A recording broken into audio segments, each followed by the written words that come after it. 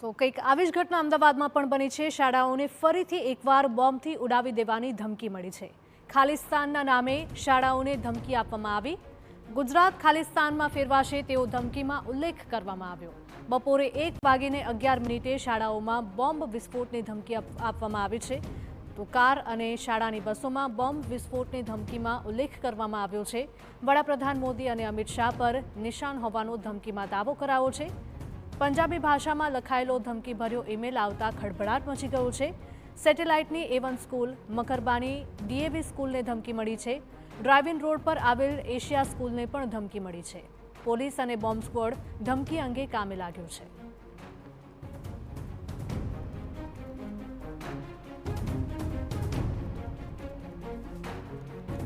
વડોદરા બાદ હવે અમદાવાદમાં પણ શાળાઓને બોમ્બથી ઉડાવી દેવાની ધમકીભર્યો ઈમેલ મળતા ખળભળાટ મચી ગયો છે।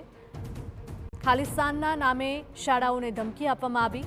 ગુજરાત ખાલિસ્તાનમાં ફેરવાશે તેવો ધમકીમાં ઉલ્લેખ કરવામાં આવ્યો છે। બપોરે 1:11 શાળાઓમાં બોમ્બ વિસ્ફોટની ધમકી આપવામાં આવી છે।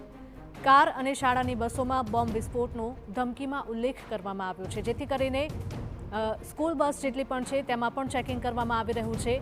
વડાપ્રધાન મોદી અને અમિત શાહ પર નિશાન હોવાનો ધમકીમાં દાવો કરાયો છે। પંજાબી ભાષામાં લખાયેલો ધમકીભર્યો ઈમેલ મળી આવ્યો છે અને તેને લઈને જ ખળભળાટ મચ્યો છે। સેટેલાઇટની A1 સ્કૂલ મકરબાની DAV સ્કૂલને ધમકી મળી છે, તો ડ્રાઇવિંગ રોડ પર આવેલ એશિયા સ્કૂલને પણ ધમકીભર્યો ઈમેલ મળ્યો છે। તો પોલીસ, બોમ્બ સ્ક્વોડ અને ડોગ સ્ક્વોડની ટીમ દ્વારા સતત તપાસ કરવામાં આવી રહી છે અને શાળાએ વિદ્યાર્થીઓને ન મોકલવા માટે પણ વાલીઓને સૂચના આપવામાં આવી।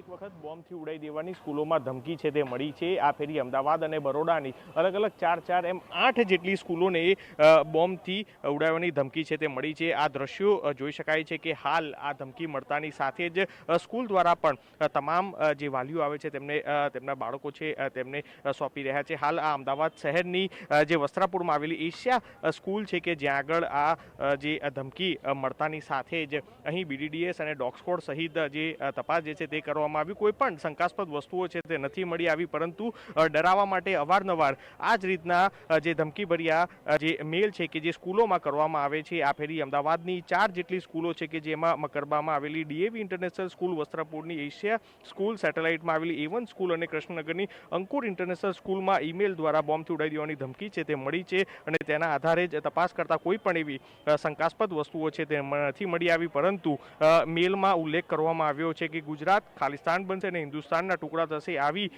ગંભીર રીતના જે આ રીતના લખાણ છે કે જે લખવામાં આવ્યા છે અને જે આ રીતના અલગ અલગ સ્કૂલોમાં દર વર્ષે આ જ રીતના જે છે કે જે અલગ અલગ રીતના ધમકી જે છે કે જે આપવામાં આવતી હોય છે, પરંતુ સ્કૂલ દ્વારા અત્યારે હાલ જે તમામ વાલીઓ આવે છે અને તેમને તેમના જે છોકરાઓ છે તેમને અત્યારે હાલ સોંપી રહ્યા છે, પરંતુ સ્કૂલમાંથી એવી કોઈ પણ વસ્તુ છે તે નથી મળી આવી। પરંતુ સુરક્ષાના ભાગરૂપે તમામ તપાસ કર્યા બાદ હવે અહીં જે છે કે જે આ કાર્યવાહી છે તે કરવામાં આવી રહી છે। અગાઉ પણ જ્યારે સ્કૂલોમાં આ જ રીતની ધમકીભર્યા ઈમેલ મળ્યા હતા અને જેમાં સાયબર ક્રાઇમ દ્વારા ગુનો નોંધી અને તપાસ જે છે તે કરવામાં આવી રહી છે અને તેમાં અલગ અલગ IP એડ્રેસ અને જે થી આ મેસેજ અને ઈમેલ છે કે જે કરવામાં આવતા હોવાની તપાસમાં છે તે સામે આવ્યું છે। એટલે હાલ ફરી એક વખત અત્યારે આ ધમકીભર્યાને લઈને હાલ સાયબર ક્રાઇમ બ્રાન્ચ દ્વારા પણ તપાસ જે છે તે શરૂ કરાઈ છે।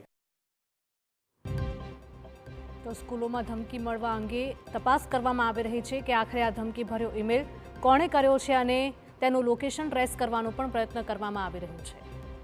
તો એક તરફ અમદાવાદના દ્રશ્યો અને બીજી તરફ વડોદરાના દ્રશ્યો કે બંને શહેરોમાં શાળાઓને બોમ્બથી ઉડાવવાની ધમકી આપવામાં આવી છે અને તેને લઈને જ પોલીસ વિભાગ પણ હવે દોડતું થયું છે અને સતત તપાસ કરવામાં આવી રહી છે।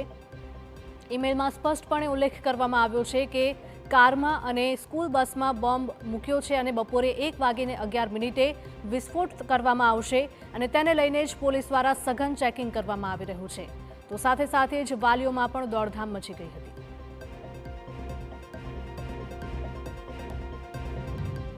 તો સ્કૂલોને મળેલી ધમકી અંગે રીવાબા જાડેજાનું નિવેદન સામે આવ્યું છે। ધમકીઓ અંગે પૂરતી તપાસ કરવામાં આવશે। ધમકી આપનાર તત્વો સામે કડક હાથે કામ લેવાશે। અત્યારે અમારા શિક્ષણ વિભાગ અને ગુજરાત સરકાર દ્વારા એની જાંચ પડતાલ થઈ રહી છે અને કડકમાં કડક એક્શન જે કોઈ આ દુષ્પ્રવૃત્તિઓ સાથે સંકળાયેલું હશે એના માટે સરકાર કોઈ પણ બાંધછોડ કરવા રેડી નથી અને કડકમાં કડક એક્શન લઈ અને એક સલામતી સૂચકતા રૂપે જળવાય એનો સતત પ્રયત્ન કરી રહી છે.